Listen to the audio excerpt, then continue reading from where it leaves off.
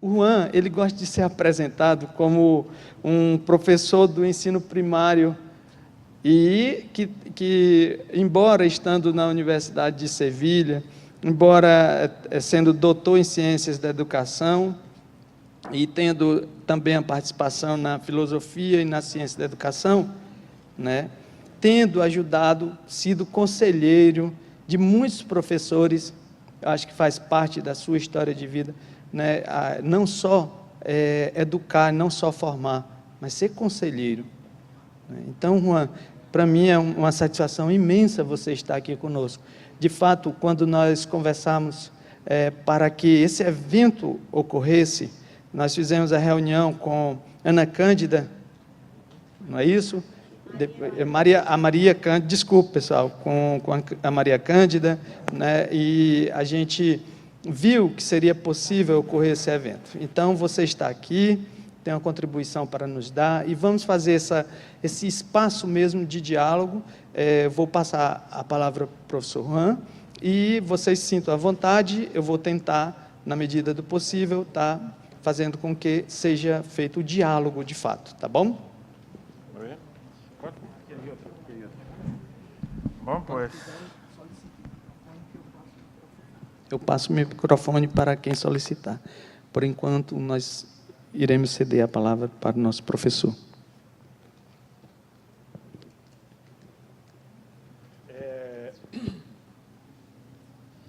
¿Se me oye bien sin micrófono?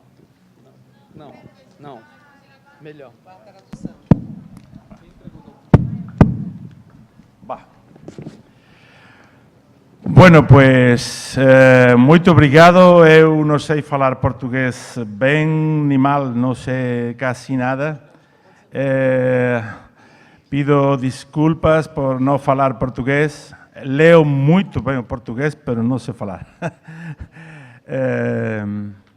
Eu rogaria encarecidamente que se aproximaram aqui, porque não tem sentido que haya una sala muy grande, vacía, y que nuestras mentes y nuestros corazones estén tan distantes en el espacio. Así que los que puedan, se aproximen, se sienten por aquí, por favor. Primera cosa. Segunda cosa, como somos pocas personas, es posible interrumpir y pedir a palavra em qualquer momento. Eu vou tentar não dar palestra. Eu vou tentar perguntar, responder, conversar com você com o que você quiser. Porque o texto desta palestra está escrito e se dará a você as publicações que se harão em seu momento. Eu não vou tentar dar informações. Vou tentar simplesmente refletir com vocês de mi profissão, de mi vocação e de mi paixão por la enseñanza básica. É decir, eu só vou tentar fazer isso. Se eu consigo, não sei, vocês dirão depois, não? A primeira coisa é que... A primeira coisa é que... A primeira pergunta, eu não sei como isso aqui funciona. Agora. Eu conheci intelectualmente Paulo Freire quando eu tinha 20 anos e trabalhava numa escola rural, numa escola do mundo camponês. E Paulo Freire podem falar muita coisa dele, mas para mim é mais importante o fato de que Paulo Freire, uma das mais importantes, é que Paulo Freire foi o criador da pedagogia problematizadora da pergunta. ele se opôs à educação bancária, à educação nas bancas, e ele dizia que o importante era fazer perguntas, e as perguntas estão vinculadas à prática. Aquilo que nós fazemos, aquilo que nós pensamos, aquilo que nós sentimos e as relações que nós estabelecemos com os demais. Então, eu vou tentar fazer algumas perguntas, que vocês podem fazer outras perguntas, e nós podemos fazer essa troca, porque o formato do diálogo permite isso, e podemos conversar entre nós. Primeira pergunta que eu me faço aqui é: de onde eu parti? Qual é o meu ponto de partida? O meu ponto de partida é de que eu fui, durante muitos anos, professor do ensino básico. Todos os anos da minha profissão foram anos de ensino fundamental. Primeiro no ensino primário e depois no ensino médio ou secundário. Portanto, a minha experiência está condicionada pela minha ação dentro desse contexto. Eu não tenho outra experiência a não ser esse de ensino básico. Não tenho experiência de docente de ensino superior. Por outro lado, onde eu me situo? Qual é o ponto de partida da minha situação concreta, na qual eu vivo e na qual eu estou? O ponto de partida são as condições de vida real dos docentes do ensino básico e fundamental. Então, eu sempre me faço a mesma pergunta: quais são as condições nas quais os docentes de ensino fundamental vivem? Quais são as condições nas quais os docentes do ensino fundamental realizam a sua profissão? Quais são as condições nas quais os docentes se formam, nas quais os docentes refletem sobre a sua prática e onde os docentes operam e, definitivamente, onde trabalham? Quais são as condições de trabalho e em que medida essas condições de trabalho condicionam as condições materiais de ação profissional na sala de aula. E a partir daqui, dessas condições materiais, organizativas, formativas, trabalhistas dos professores, em que lugar podemos nós colocar a ética? A ética aqui, que se fala muito de transdisciplinaridade, de complexidade, de interdisciplinaridade. A ética é um saber transdisciplinar. Isso significa que ela se encontra além das disciplinas. O professor de matemática ensina ética também. O professor de inglês ensina ética também. O professor de tecnologia, o professor de biologia, de geografia, o professor de qualquer disciplina está ensinando ética. Está ensinando ética mediante a interação estabelecida com os seus alunos, mediante a sua conduta, mediante o seu olhar, mediante tudo seu. Os professores sempre somos um modelo de referência. Aqui, o meio é a mensagem. Os professores ensinamos e informamos daquilo que nós lembramos na nossa memória. Mas, na verdade, o que os professores ensinamos é aquilo que somos. Uma coisa é transmitir a vocês uma informação e outra coisa é o que cada um de vocês vai processando na sua mente em relação a este encontro e a esta palestra. Então, a ética atravessa tudo.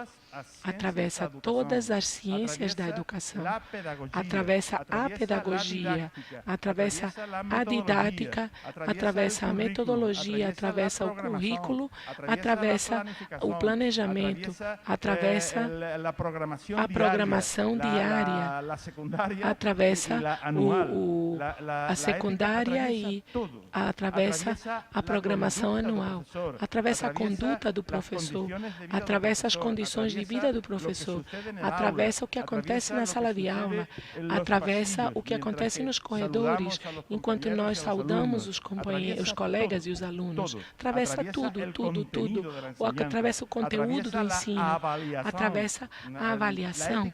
A ética atravessa tudo.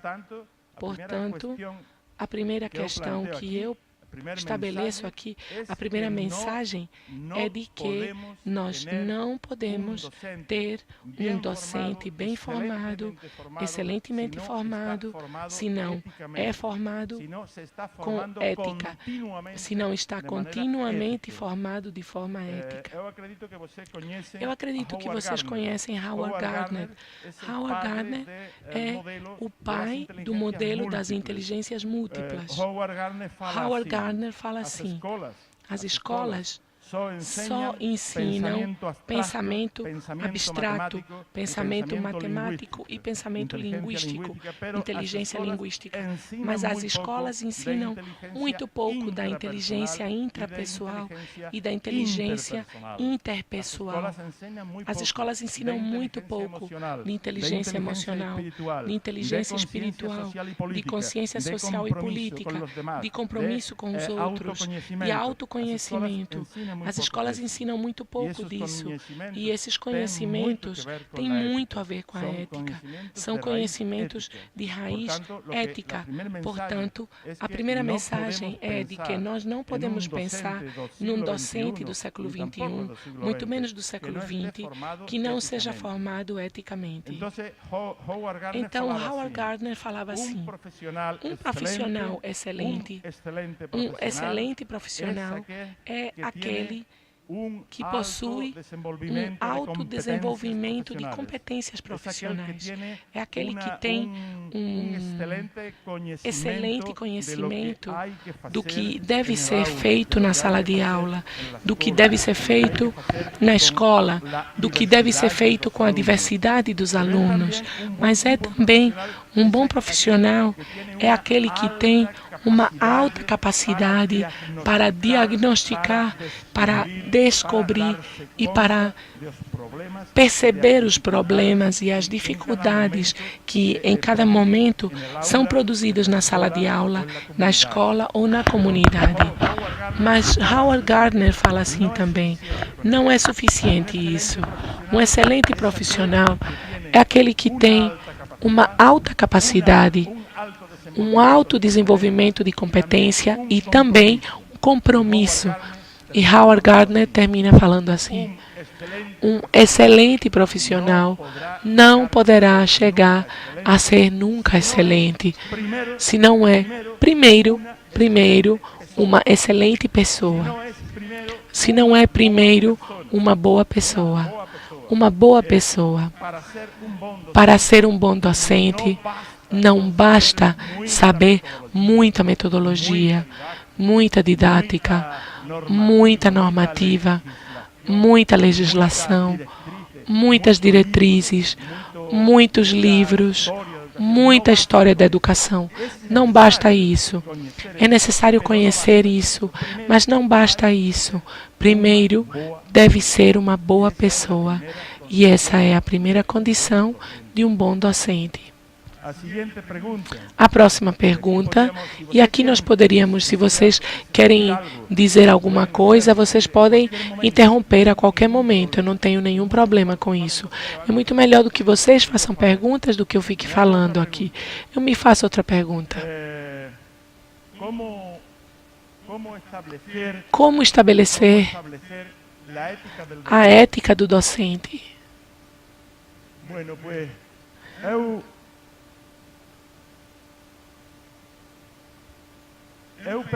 Bem, eu penso que neste mundo onde vivemos, não há outro mundo, há dois tipos de ética. Umas são as éticas do logos. Éticas da razão, as éticas do hemisfério. As éticas da razão, as éticas do hemisfério esquerdo do nosso cérebro, as éticas da análise, as éticas da especialização, as éticas da hierarquia, da burocratização, da racionalização. Essas são as éticas do logos. E as éticas do logos nos conduziram e não devemos aprofundar dentro disso. Nos conduziram a uma despersonalização, a uma desumanização e estão nos conduzindo à morte do planeta. Perante as éticas do logos, por isso, quando se fala sobre ética docente, nós temos que nos perguntar de qual ética estamos falando. Da ética deontológica, todo mundo sabe como tem que se comportar com o aluno, o que tem que fazer com a sua matéria, com a sua disciplina. Todo mundo sabe o que fazer na escola, quais normas tem que cumprir. Isso todo mundo sabe. Mas a ética não se pode reduzir à deontologia. A ética não se pode reduzir à obediência a normas externas que impõem as hierarquias administrativas das burocracias educacionais. A ética não pode se reduzir a isso. Há outro tipo de ética, que é de onde nasce a ética da responsabilidade, a ética da solidariedade e a ética da autonomia, definitivamente. Há outro tipo de ética, e esse tipo de ética são as éticas do pathos, as éticas que nascem do coração humano, que nascem do sentimento, que nascem da compreensão humana, que nascem do diálogo, que nascem do carinho, que nascem da amizade, do afeto, que nascem do estar juntos e de se emocionar estando juntos, que nascem definitivamente desse não sei o que todas as pessoas sabemos quando desfrutamos e quando somos felizes estando com as pessoas que nós gostamos. E o que são as pessoas que nós gostamos? Quando você percebe que uma pessoa gosta de você? Você percebe quando uma pessoa reconhece você, mas não reconhece você pelo que você tem, nem pelos livros que você escreveu, nem pelo dinheiro que você tem, nem pelos carros, por nada disso. Reconhece simplesmente porque você é um ser humano. E já por ser humano, você é legítimo para ele ou para ela. Há essas éticas do logos, que são éticas administrativas, que são éticas burocráticas, que são éticas exclusivamente racionais. Devemos opor as éticas do pathos, as éticas da responsabilidade, da solidariedade, a ética do cuidado. Mas atenção, e aqui eu vou fazer um destaque. Quando se fala da ética docente, a partir da ética do logos, ou seja, da ética da justiça e da imparcialidade, por exemplo, pede-se a um professor que seja justo, que seja considerado, que seja atencioso, que leve em consideração, que tem que ser equilibrado e magnânimo, por exemplo, quando realiza a avaliação dos alunos ou a avaliação da disciplina. Mas, frequentemente, ignora-se que essa responsabilidade do professor de ser justo, de ser equitativo, de ser equilibrado, ponderado e magnânimo, na verdade, essa responsabilidade que o professor está tendo, na verdade, no fundo dessa ética sistemática, analítica, hierárquica e burocrática, é porque existe um sistema cujos procedimentos são extraordinariamente injustos. Como pode ser um professor justo na avaliação quando os procedimentos estabelecidos pela administração são injustos? Como pode um professor ser justo quando o sistema é competitivo, seletivo, individualista, que não permite o trabalho cooperativo, que não permite a colaboração, que não permite o fato de que as pessoas, cada ser humano tem a sua própria capacidade para se desenvolver individualmente? O sistema, no fundo, ou seja, que não é unicamente a conduta do professor, também faz parte os procedimentos que o próprio sistema burocrático de gestão administrativa da educação produzem. A mesma coisa ocorre com a ética do cuidado, com a ética do acolhimento.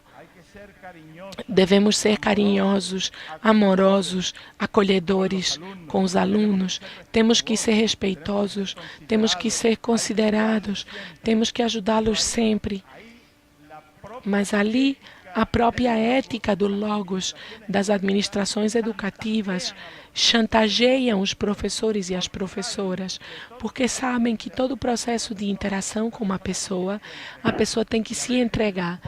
E, às vezes, as próprias leis, os próprios procedimentos legislativos abusam, obtêm de cada professor, roubam de cada professor o que eu chamaria da plusvalia da vocação docente, baseando-se nessa vocação docente, porque nenhum professor é capaz de observar um aluno como se fosse um veterinário ou como se fosse um zoólogo.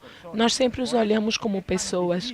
Por isso é tão difícil, em ocasiões, fazer greves, por isso é tão difícil, por isso temos que ser tão respeitosos e tão considerados com aqueles professores e professoras que, fazendo uso da sua responsabilidade e tentando reivindicar as condições existenciais e materiais básicas que tornam possível sua profissão, fazem greve.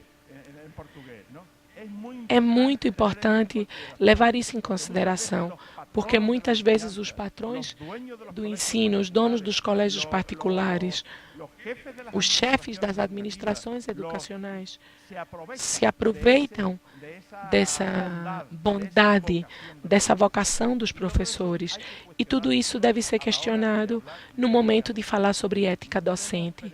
Nós não podemos permitir cair em armadilhas nem em chantagens, mas tampouco podemos permitir em suportar ou aguentar ou deixar de denunciar aqueles procedimentos que se opõem à justiça e que se opõem à equidade dentro do sistema educacional.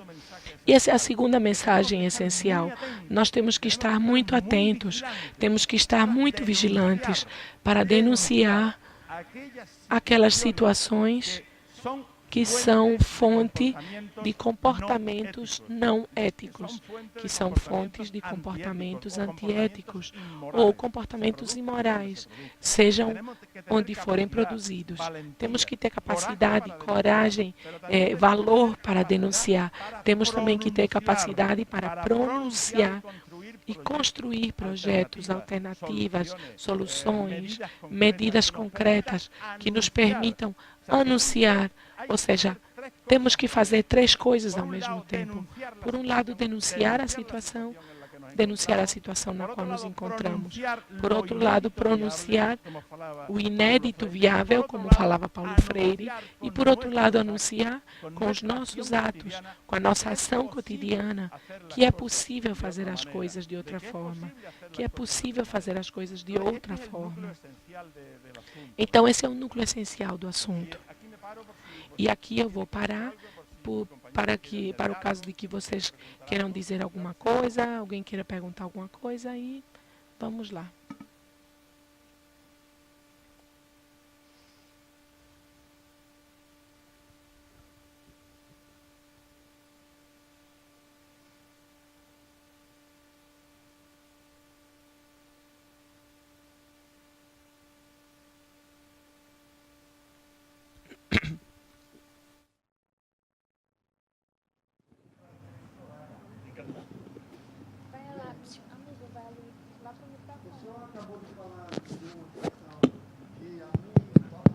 Alô, som. 52 anos de idade. Sou de formação proletária, consegui chegar à universidade, consegui me formar. Hoje sou um professor da rede estadual no estado onde moro, esse tempo todo, que é a Bahia. E lá, por coincidência, nós estamos com um governo que se anuncia para todos os cantos, que é um governo que quer propor aberturas para essas dificuldades que o senhor acabou de apontar para a prática de uma ética. E, coincidentemente, esse governo está vinculado a um projeto nacional que também está vivendo problemas no Brasil graves, que eu sei que, com certeza, o senhor tem conhecimento. No entanto, a ética que o senhor está provocando e que me parece que eu tinha, que está me fazendo fazer essa pergunta para o senhor, me diz que é muito complicado, é muito complexo, até aproveitando o que aprendi aqui com o pensamento do Morin, falar em uma ética sem uma prática e sem uma ação. Para mim, essas três coisas precisam estar casadas.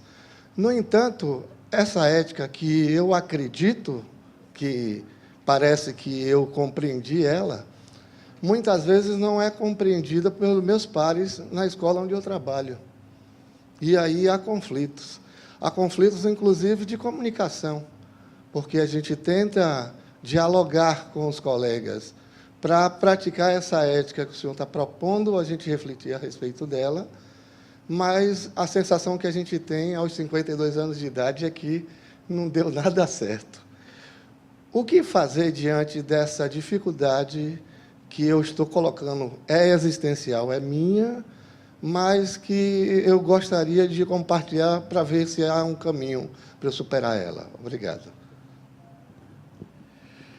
Eu não tenho resposta a sua pergunta, porque sua pergunta não pode ter uma resposta geral, uma resposta transferível, uma resposta que seja generalizada. Quando falamos sobre ética, não estamos falando sobre um pensamento que seja elaborado no laboratório de forma empírica ou como resultado possa ser transferido para todas as situações. Não é possível, não tenho resposta para lhe responder. Mas sim, eu posso falar do que aconteceu comigo e como enfrentei as minhas emergências na profissão. Eu tive as mesmas dificuldades de você. Eu não pude chegar nunca. Eu tive umas circunstâncias que me impediram de chegar a ser professor de ensino superior. Mas eu posso falar sobre como eu fui resolvendo essas dificuldades. Isso não é um caminho. A ética não é um relógio suíço que marca o ritmo e o tempo, tic-tac, de forma cronológica. A ética não se move pelo tempo cronos. A ética se move pelo tempo kairos, ou seja, pelo tempo no qual se mistura o presente, os sentimentos, as convicções, as emoções, os afetos, os ideais, os sonhos, as utopias, a consciência social, a consciência política, o desenvolvimento espiritual. Se mistura muita coisa. E eu não tenho uma resposta geral. Apenas eu posso falar de duas respostas particulares. Eu, como você e como professor do ensino básico, tive muitas dificuldades, muitas dificuldades trabalhistas, políticas, administrativas. Eu tive muitas dificuldades. E os meus colegas também tiveram dificuldades. Mas como eu fui resolvendo? Aplicando sem perceber, sem ter eu consciência disso. Agora eu tenho consciência, porque agora eu estou aposentado e eu vejo isso de longe. Mas quando eu fazia, eu não tinha consciência. Veja só, há duas coisas. Uma coisa é o desenvolvimento técnico, epistemológico, metodológico, pedagógico, filosófico, de competências técnicas, do conhecimento da sua disciplina, do conhecimento de como manejar grupos, do conhecimento de como funciona uma escola. Tudo isso são competências técnicas. Bem, eu sou da opinião, eu estou convencido de que para ser um bom docente, um bom professor, o desenvolvimento técnico profissional tem que ser inseparável do desenvolvimento pessoal e social onde você está trabalhando.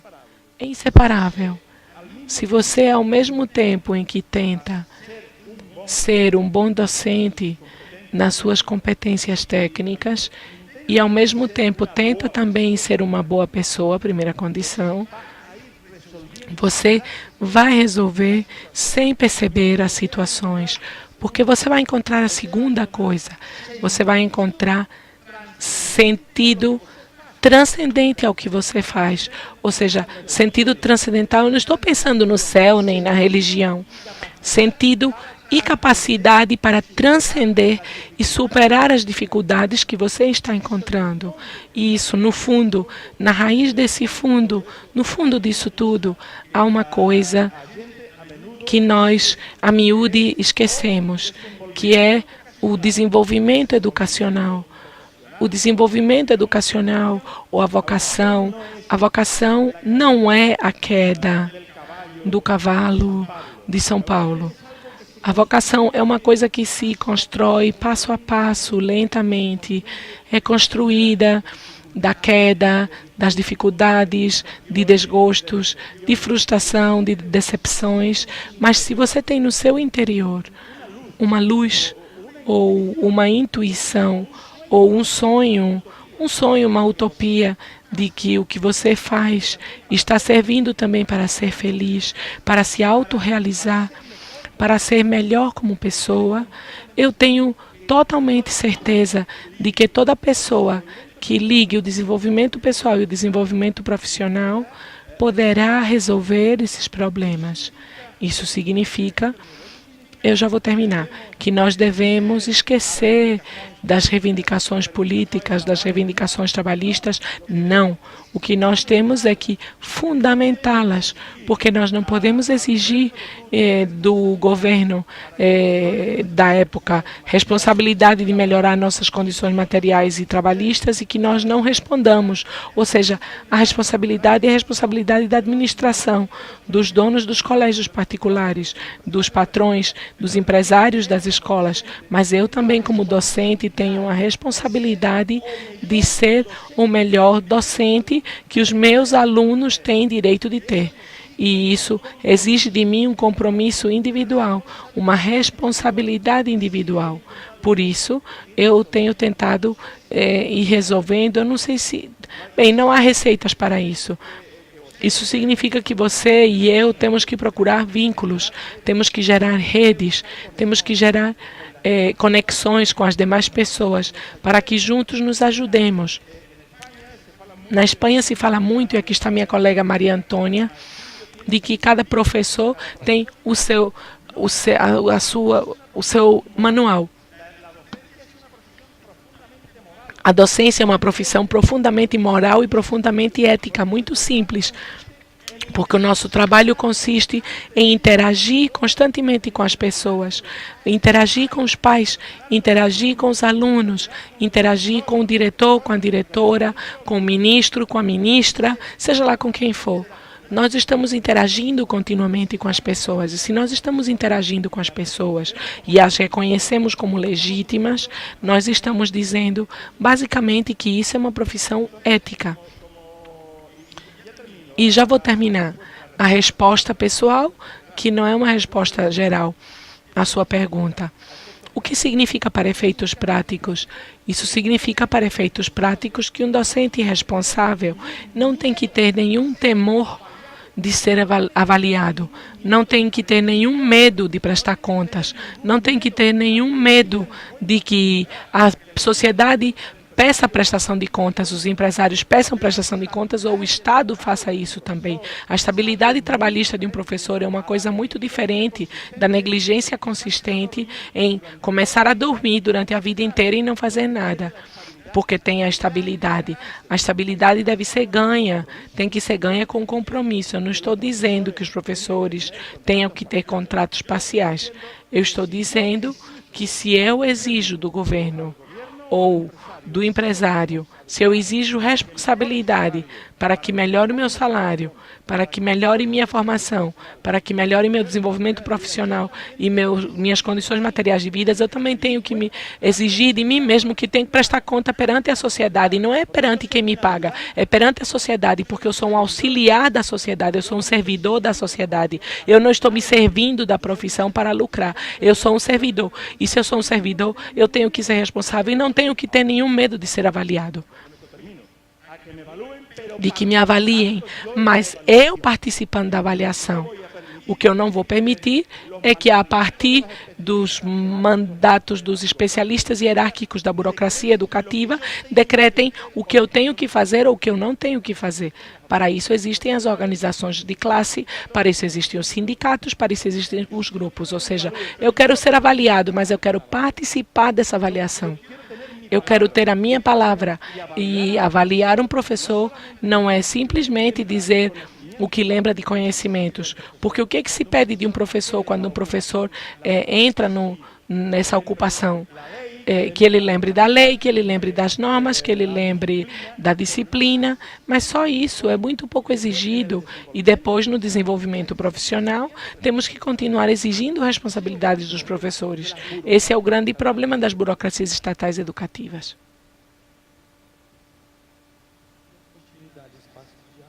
Então, vamos iniciar logo o ciclo de cultura da gente, tá bom? Eu vou passar e ela já vai.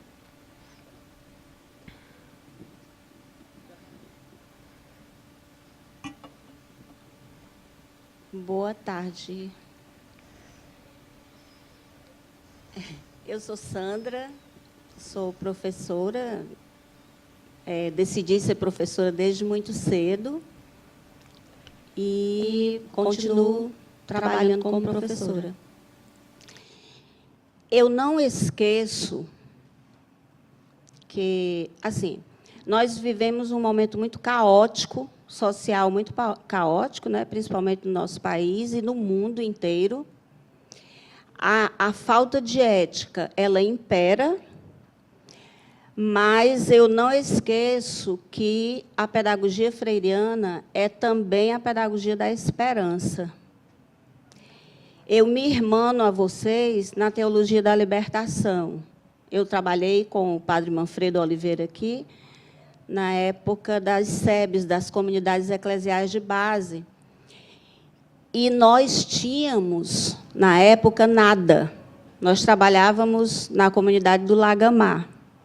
Nós não tínhamos absolutamente nada no Lagamar. Tínhamos, sim, fome, sofrimento e lama, que nós tínhamos que colocar madeiras para andar em cima, para não afundar na lama. E nós íamos de casa em casa fazendo aquele trabalho de formiguinhas e nós conseguimos mobilizar toda uma comunidade, uma das maiores comunidades de Fortaleza, mais pobre, mais sofrida. E o movimento do povo do Lagamar foi um movimento belíssimo. Eu acredito sempre que começa dentro de mim, tudo. Entendeu? Assim, porque você disse, né, os meus pares, eu tenho dificuldade de viver com os meus pares. Todos nós temos, mas é possível a gente construir uma convivência amorosa, uma convivência respeitosa. Unicamente se eu começar essa transformação dentro de mim. A formação do nosso professor, nossa formação enquanto professores, foi muito fragmentada e muito dissociada, teoria prática. Eu passei 5 anos na Universidade Federal do Ceará me formando como pedagoga. Quando eu entrei em uma sala de aula para ser professora, eu me apavorei, porque eu não sabia o que era ser professora.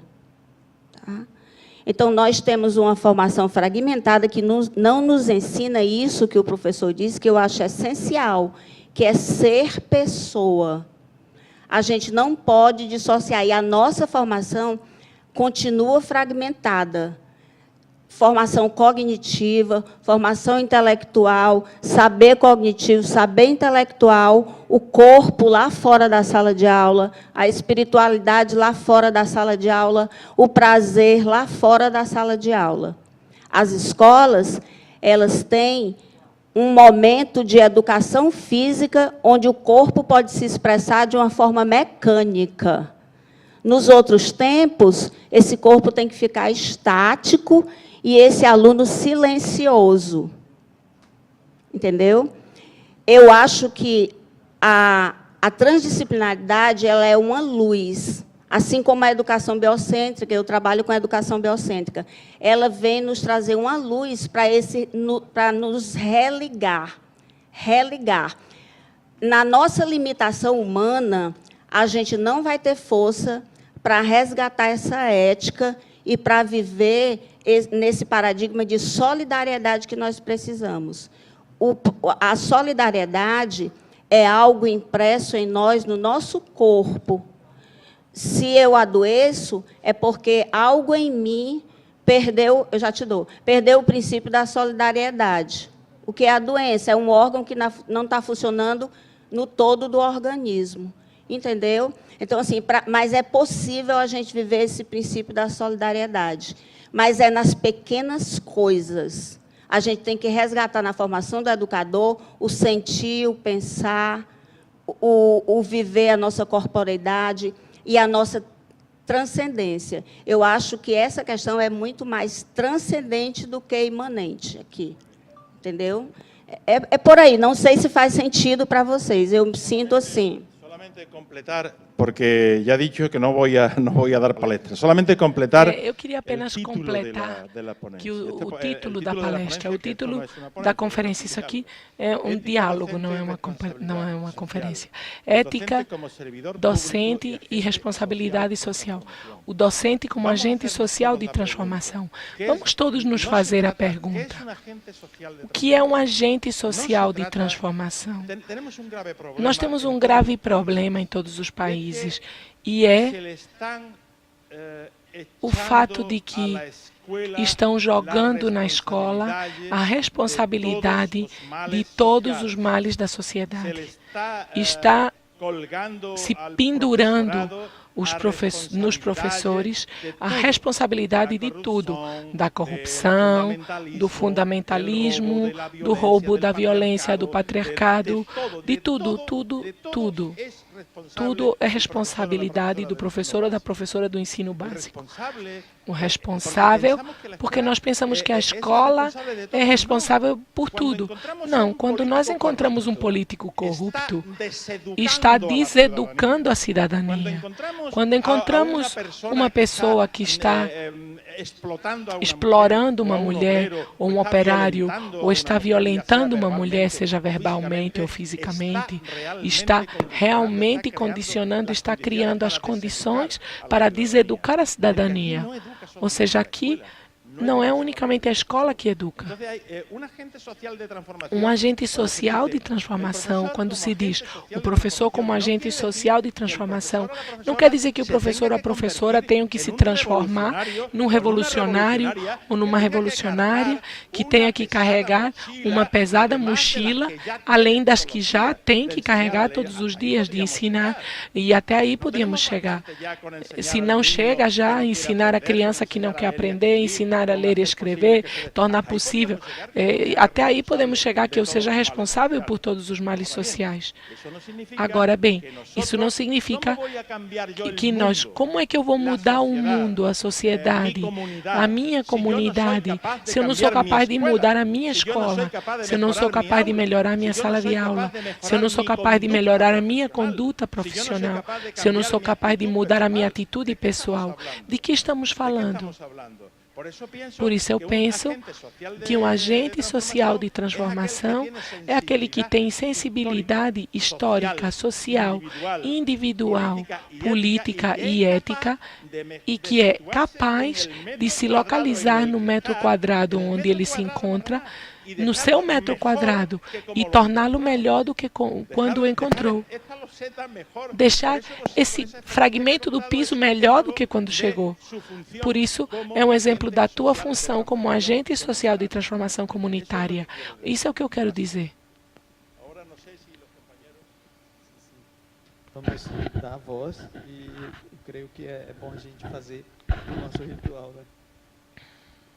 Bom, gente, boa tarde. Eu sou Osanira, estou aqui representando a Universidade Biocêntrica, junto com a Ana. E aí, professor, gratidão. Um dos melhores livros do Paulo Freire é o Pedagogia da Pergunta. E aí o professor já começou o ritual do círculo, né? Inclusive, o Paulo Freire diz que uma boa aula é quando o educando lança uma pergunta geradora, e o professor começou com 2 perguntas geradoras, né? Então, a gente queria, assim, a gente já ficou tanto tempo sentada, né? O corpo também quer falar. Eu queria que a gente se levantasse, nesse momento, para a gente iniciar o nosso círculo de cultura, para que a gente possa fazer um diálogo participativo, onde a gente possa fazer circular tantas coisas que o professor fez emergir aí dentro da gente, né? Então, eu queria que vocês procurassem alguém, se mexesse, alguém que está próximo, ficasse numa dupla, aí, fazer uma dupla. Professor também, se quiser fazer uma dupla. Esse momento, tá? A gente vai contabilizar 2 minutos, cada pessoa tem 1 minuto. Não precisa vocês se apresentarem. A gente só vai continuar com o que o professor iniciou. Agora, vocês vão trocar uma ideia e um diálogo, onde vocês vão dizer do que o professor falou aqui, que foram tantas coisas, o que foi que... como é que isso chegou até a mim? Certo. Ele não está saindo, não, gente. Ele vai voltar. Ele não compreendeu. Ele compreendeu.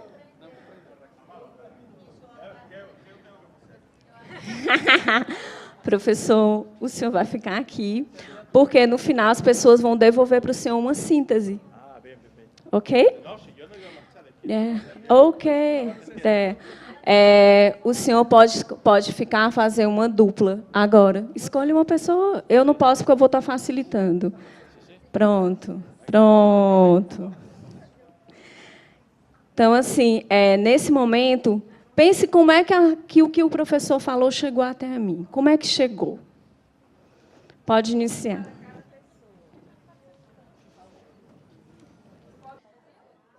Pessoal, agora nós vamos mudar de novo o trio e vamos para um quarteto. Tá? Vamos ficar num quarteto. Vamos mudar. Ficarmos num quarteto. Nossa colega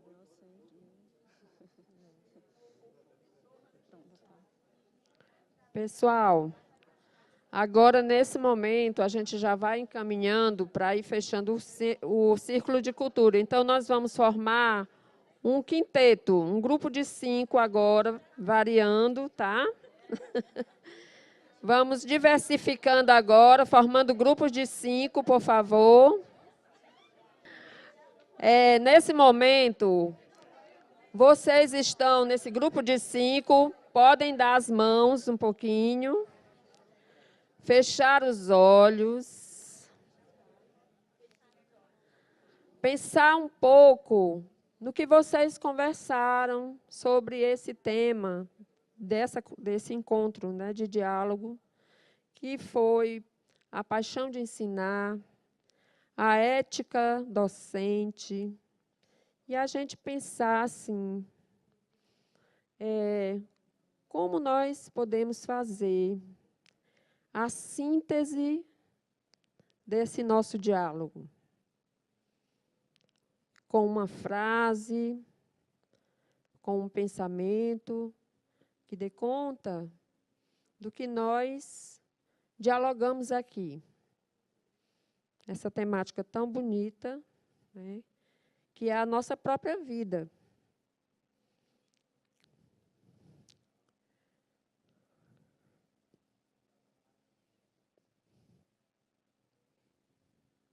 Então, aos pouquinhos, vocês podem ir abrindo os olhos, encontrando o olhar um do outro.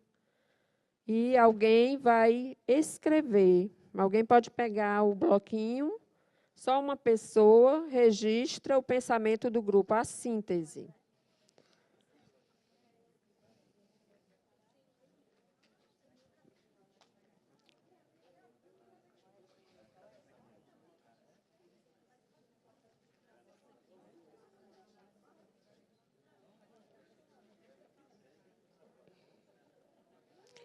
Essa síntese, vocês apresentaram ao final, e essas sínteses todas vão constar nos anais dessa conferência, tá bom?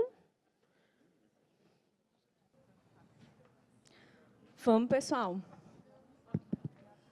Para que a gente possa todos lerem a síntese, né? Essa síntese que depois vai ser passada para o professor Luiz e vai contar nos anais. Tá bom? Vai estar nos anais. Quem gostaria de vir aqui ler a sua primeira síntese? Para o professor. Olá, boa tarde. Nosso grupo bastante diversificado, não é? Foi crescendo, crescendo.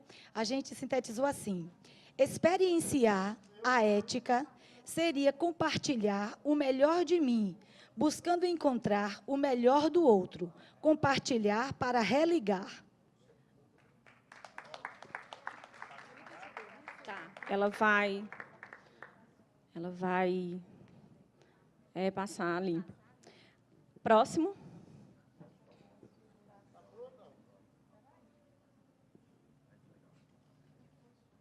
O docente precisa acreditar e agir de forma ética e apaixonada, reinventando a prática e ressignificar o sentido da educação, unida aos seus pares, e estará construindo uma nova era.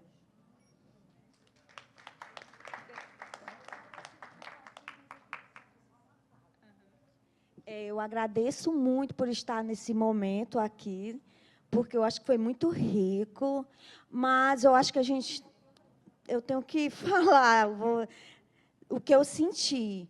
Eu acho que o ciclo de cultura é importante, porém, o momento que foi aberto quebrou.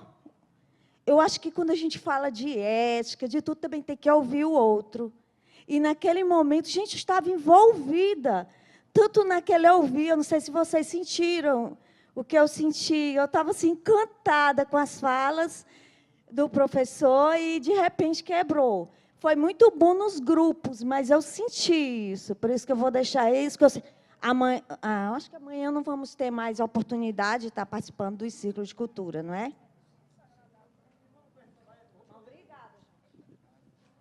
Gente, a colega, eu gostaria, inclusive, de me solidarizar com a reflexão da colega, e é no sentido de que realmente nós estamos aqui construindo junto, aprendendo juntos, e que o nosso grupo também se sentiu extremamente incomodado, inclusive desestimulado a refletir sobre o que você estava propondo, porque, na nossa concepção, nós já estávamos vivenciando o ciclo de cultura.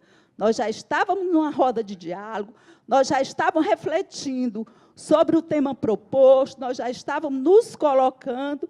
Então, para mim, círculo de cultura é o que nós estávamos vivenciando. O fato da gente ir para o grupo, da gente ficar em pé, são outras possibilidades, mas nós já estávamos vivenciando o ciclo de cultura. E lembrar que o diálogo para Freire é um princípio dialético, não é um princípio metodológico. Lembrar que o Freire nos impõe não é uma metodologia, é uma reflexão, é uma compreensão, é um compromisso ético com o nosso fazer pedagógico, é respeitando o outro, é ouvindo o outro, é construindo junto. Então, ética, paixão, amorosidade, afetividade, estarmos todos nós vivenciando isso, né? Então, para a gente ter o cuidado de estar atento ao grupo. E a impressão, eu fiquei extremamente incomodada e, sinceramente, o nosso grupo não conseguiu fluir a partir das colocações. Estou, inclusive, emocionada, porque o que eu vivi aqui foi muito contraditório com o ciclo de cultura, porque, na verdade, nós já estávamos na concepção de quem tem estudos freirianos, nós já estávamos vivenciando o ciclo de cultura. Então, sei que há várias concepções, há vários percursos, há vários formas de fazer o ciclo de cultura, mas necessariamente a gente não precisa ficar em quadro, necessariamente não precisa se levantar. O ciclo de cultura é estarmos juntos, refletindo sobre uma temática, olhando no olho do outro, colocando as nossas experiências. E é isso, viu? Gente, a gente continua, assim, gratidão às pessoas que vieram aqui para esse processo de reflexão, né, de construção, né. Eu preciso só garantir a fala das outras pessoas que fizeram a síntese. Pode ser?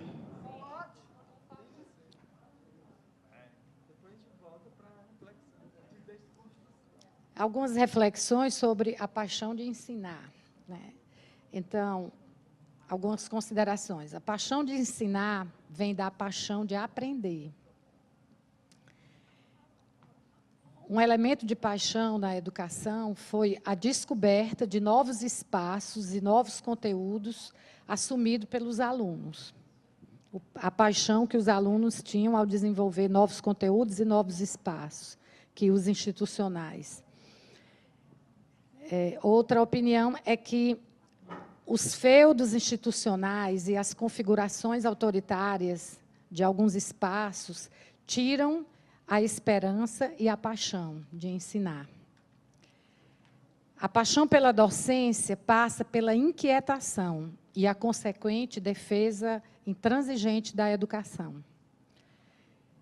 Expandir, que a paixão pela educação, um caminho seria expandir o que qualifica no seu trabalho, mesmo limitado, respeitando o espaço ético sagrado entre os diversos atores educacionais, que esse espaço não seja contaminado pelo que não agrega.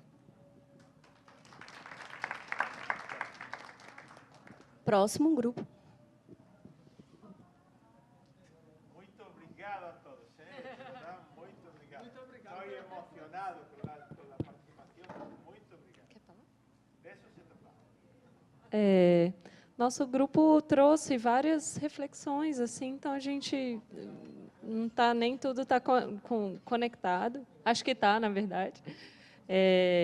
A ética docente precisa ser uma existencialidade compartilhada. Nossa transformação é a transformação social. O autoconhecimento é uma ferramenta de empatia e auxilia a nossa atuação social.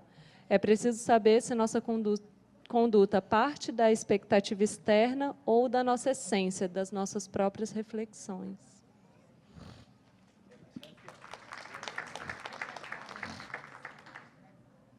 Boa tarde.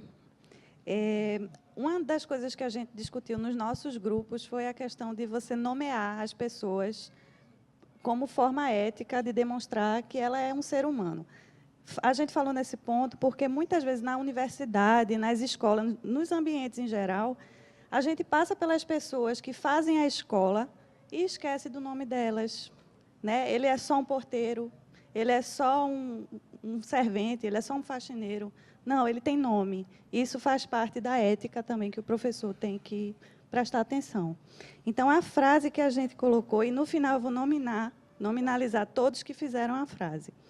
Aprender é o processo de humanizar-se em meio às contradições da vida, entendendo-as quando possível para a transformação de si, visando a melhoria do mundo na construção de uma nova ética. E o nosso grupo foi feito por Júlia, Pedro, João, Maria das Neves, Erineide, Vandilma, Raquel e Fátima. Alguém mais? É o grupo? Na nossa experiência, né, nas falas, porque eu não sei se a gente pode até chamar de círculo de cultura, mas talvez chamar mas mandala de saberes, né, porque cada um dialogou e conheceu um pouco a fala, a voz dos outros, né. Eu acho que isso também é muito importante, ter esse espaço de diálogo com todo mundo, né, saber o que cada um está pensando sobre o que é falado aqui. Eu fico com essa curiosidade e me cansa de escutar só uma voz, assim, eu fico extremamente incomodado. Toda vida, no finalzinho, eu já corro para outro lugar, porque eu já fico perturbadinho. Pois bem, Na mandala dos saberes ao qual vivenciei, a gente discutiu muito sobre algumas dimensões. E uma dimensão ética que foi muito colocada foi essa dimensão do cuidado, né?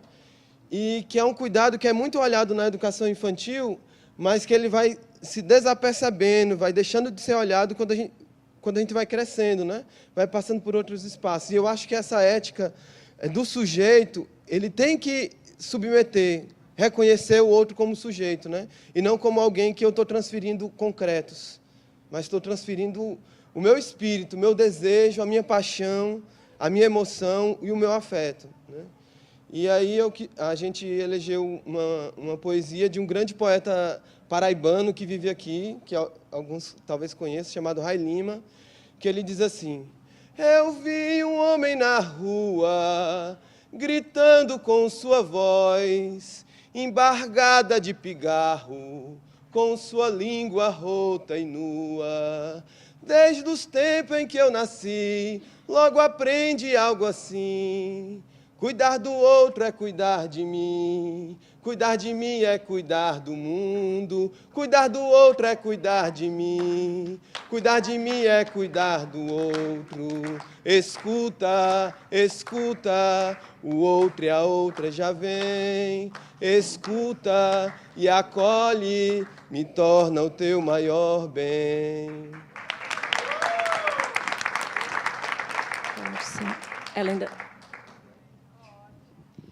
Bom, eu só queria dizer uma coisa assim, porque eu também trabalho muito com círculos de cultura, e essa questão que foi trazida é só para facilitar, né, que a gente possa conversar mais. É só um formato para que possamos ter mais coisas para colocar nos nossos anais, né? E o nome já diz, é círculo, olhar olho no olho, se ver, se perceber, né? Então, Paulo Freire defendia muito isso, a gente sempre está em círculo, porque no círculo não tem nem começo nem fim, né? A gente não sabe nem onde começa, nem onde termina. E aí dá mais voz e vez para que todos participem, né? Então, é só um formato mesmo para facilitar, tá bom? Aí o nosso grupo resumiu numa frase, a gente conversou muito, foi muito bacana, compartilhamos muitas coisas. Atuação docente por meio de uma praxis educativa transformadora, problematizadora, religa a essência de quem somos. Foram todos? Bom, gente...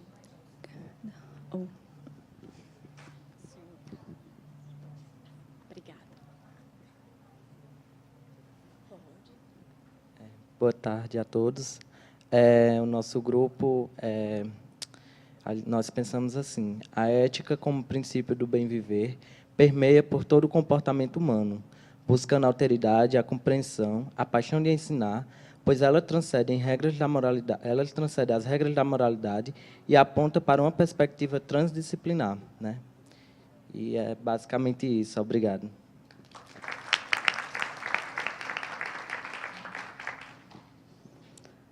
Bom, gente, gratidão pela oportunidade da troca com vocês, da escuta, né, de trazer o Rai Lima para esse círculo também, que é esse educador popular que eu tenho tanto respeito. Vou passar aqui para a Ana, né? Obrigada, professor, pela sua escuta, pela oportunidade, da amorosidade dessa troca. E eu vou dizer uma coisa como terapeuta comunitária: a gente reconhece no outro aquilo que a gente reconhece em si. Vou passar para a Ana. Também para agradecer, de fato, esses círculos eles foram pensados para propiciar esse diálogo maior, né? Esse encontro maior, e dizer que a gente tem aqui também, né, pensamentos que, de outra forma, a gente não escutaria, né, não poderia tê-los. E os conflitos, as divergências, são partes da nossa natureza humana. E é nisso que a gente tem que ter diálogo também. Então, a gente acolhe tudo que aconteceu aqui e agradece muito de coração. E muito obrigada.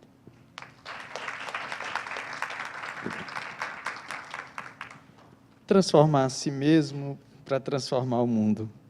Eu creio que eu queria ter dado espaço para o professor ter falado mais, me incomodou também, mas destruído, me destruiu no sentido de que não era o que eu tinha construído antes. Então, acho que a gente está vivenciando, na prática, o que o Paulo Freire pediu para a gente vivenciar. Por isso, eu vou passar a palavra para mais crítica ainda, tá bom, pessoal? Se tem algum outro, né? Olha, eu compreendo essa metodologia que as meninas utilizaram. É uma metodologia, uma variação do Círculo de Cultura chamada encontros temáticos. Eu não estou criticando a ação delas. Eu me senti incomodada apenas porque eu fiquei preocupada com o professor Juan, porque eu senti que foi introduzido muito abruptamente e ele ainda tinha muita coisa a nos falar, e eu gostaria muito de tê-lo ouvido muito mais, entendeu? Ele tinha ali no caderninho dele várias outras perguntas. Então, eu acho que a metodologia é essa, elas fizeram, aplicaram bem tudo. Eu não estou fazendo crítica nenhuma pessoal a vocês duas, absolutamente. Mas me incomodou quando ele estava ainda, a postura corporal dele era de quem ia falar ainda, e foi abruptamente introduzido. Foi só isso que me incomodou, nada pessoal e nem contra a metodologia, porque eu trabalho com essa metodologia, minha gente. E o encontro temático é super potente. Eu acho que foi infeliz nesse momento. Eu gostaria muito de tê-lo ouvido mais, professor, porque eu quero até lhe dar um abraço.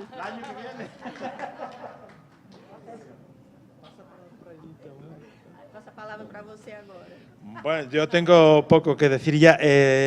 Solamente contar, cuando yo estaba en la escuela, cuando estaba con los meninos, enseñando a leer y a escribir a los meninos, a meninas, cuando estaba en la escuela primaria con meninos ya más grandes, o cuando estaba con adolescentes, yo siempre me preguntaba, yo tenía disgustos, decepciones, dificultades. Unos días iba a casa feliz, otros días iba triste, outro dia eu ia preocupado, outro dia eu ia contente, ou seja, depende. Mas eu sempre me perguntava, de que você se alimenta? O que era que me alimentava? De onde eu tirava a proteína, os hidratos de carbono, os açúcares, de onde tirava eu a energia? E eu vou dizer a vocês de onde eu tirava a minha energia. Eu tirava a minha energia dos olhares, dos sorrisos, das expressões corporais, das brincadeiras, das dificuldades do aluno, da cara de espanto, do desejo, por exemplo, como você disse, de que eu falasse mais. Eu me alimentava disso tudo, ou seja, eu me nutria das pessoas, eu aprendia, elas me davam força, e quanto mais dificuldade um aluno tinha, mais eu gostava.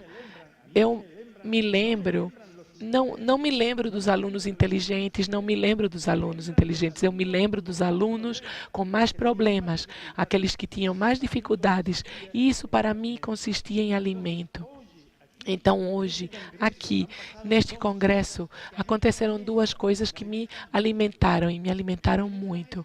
Me alimenta nesse momento com vocês, no qual construímos conhecimento coletivo, sendo flexíveis, sendo tolerantes, sendo democráticos, sendo atentos à escuta sensível de cada um.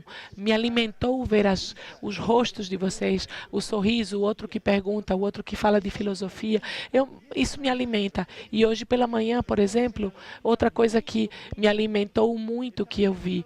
Hoje pela manhã estive na conferência de Cristóvão Buarque e eu vi como a cidadania cearense tem uma maturidade democrática e uma cultura democrática invejável, onde se pode expressar a discrepância, onde pode se manifestar a divergência, onde pode se manifestar a oposição e não acontece nada. E além disso, onde um senador ou um cargo público, alguém muito importante, é capaz de ter aqui por trás os opositores, expositores e conceder a palavra. Isso eu não vi nunca na minha vida. Essas são as coisas que me alimentam. Essas são as coisas. Vocês me alimentam. Isso é o que me faz viver. Muito obrigado. Eu não tenho mais nada para falar.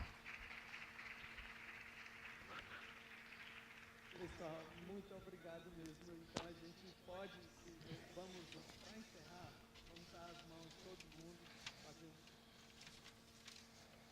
um momento de oração mesmo, de energia, passar energia da gente. Quando eu estive com o Juan, ele disse assim antes, esse é um momento muito importante para o evento, né? E várias coisas já ocorreram nesse evento, de transmissão de energia boa, né, saudável, onde o que a gente quer é que e o que vai acontecer é que esse vínculo que a gente está formando aqui, ele transcenda esse momento de união da gente. De que forma? Nós vamos, sim, formar uma rede internacional de formação de professores. A partir daqui, com essa nossa união, com essa nossa força, e o propósito de Edgar Morin, que nos pediu e nos solicitou, é que a gente faça, assim, uma rede internacional de formação de professores. E ela nasce aqui, nesse momento de reflexão, de contradição, de erros e acertos. Então, vamos fazer essa união para que esse pedido do Edgar, ele se concretize. E que um professor que veio lá da Paraíba, um professor que veio lá do interior da Espanha, trabalhando com criança, e veio para cá para dar palestra com adolescentes, com adultos, a formação, ele gosta de ser apresentado como professor do ensino básico.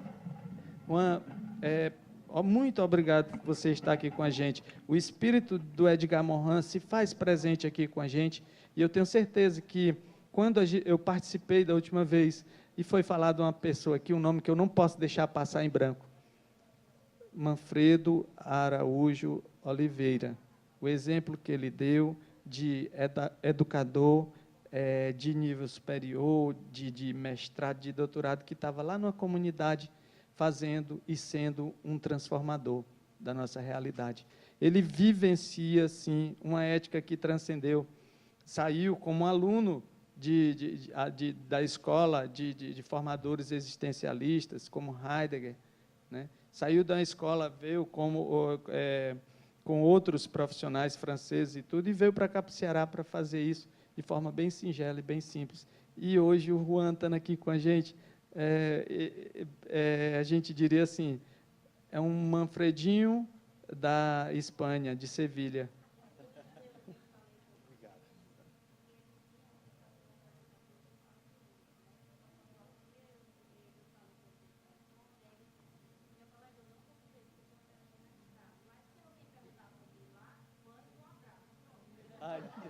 Então, vamos dar esse abraço que ele passou, ele que tem contato com o Edgar Morin também, né? Então, vamos dar esse abraço bem forte para o Manfredo, pelo exemplo que ele nos deu e pelo exemplo que o Juan nos deu, antes da gente estar pensando em ser professor de doutorado, de ir orientando doutores, né? A gente está pensando em ter humildade de estar lá no interior da Espanha ensinando adolescentes e crianças, né? Que quer dizer, se destituir totalmente da vaidade acadêmica. E o Juan é um exemplo disso.